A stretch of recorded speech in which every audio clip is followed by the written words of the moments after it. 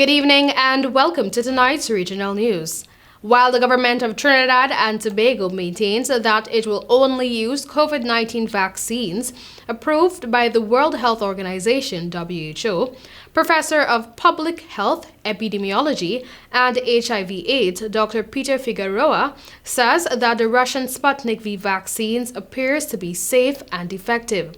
Figueroa, a member of the WHO Working Group on Vaccines, said that the organization is still reviewing Sputnik V by the WHO.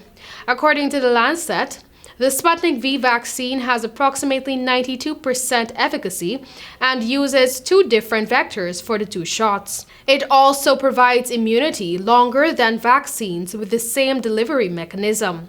Guyana, St. Vincent and the Grenadines, as well as Antigua, are among the Caribbean countries using the vaccine, while Barbados has considered its use. Figueroa said that the Sputnik V was one of the first COVID-19 vaccines, and the National Regulatory Authority in Russia approved its use there. He noted that several countries, through their regulatory agencies, also approved the use of Sputnik V. Still in TNT, the state of Trinidad and Tobago will finance the retrenchment of 25% of staff at Caribbean Airlines at an estimated cost of $110 million TT. On Monday, the airline announced it had suffered over $172 million TT in losses for the first quarter of 2021. And in an effort to ensure a sustainable business model going forward, it would be retrenching up to 450 employees and cutting its fleets and routes. Finance Minister Colm Imbert said the airline was at the beginning of the consultation process for staff reduction and is finalizing the exact number of personnel to be sent home.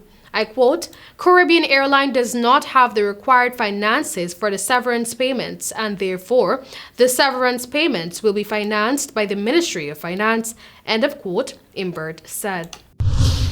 The United States will ship 3 million doses of the Johnson & Johnson one-shot COVID-19 vaccine to Brazil, the country with the second highest coronavirus death toll in the world, a White House official said on Wednesday. The shipment, part of Washington's pledge to donate 80 million vaccines, will depart Fort Lauderdale, Florida, on an Azul Airlines flight Thursday evening, bound for a city in southeastern Brazil, about 62 miles from Sao Paulo. The donation comes as Brazil continues to battle the virus, which has claimed over 500,000 lives, aggravating deep political divides ahead of next year's presidential election and sparking unrest around the country. International pressure mounted on Nicaragua with President Daniel Ortega's crackdown on the opposition described by Washington as a, quote, campaign of terror, end of quote, that the United States said meant November elections were unlikely to be free or fair. Ortega's government has arrested at least 14 political opponents in recent weeks, including 5 presidential candidates, ahead of the elections in which the long-ruling leader will run for a 4th consecutive term.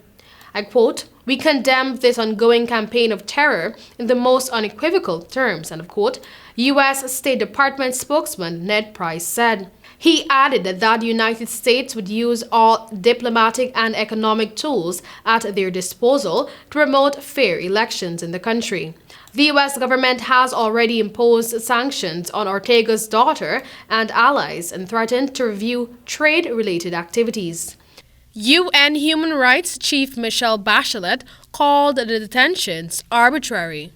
In a joint statement, 59 countries said they shared Bachelet's concerns and doubted Nicaragua can hold a fair vote. That was all for tonight's regional news. Thank you for joining.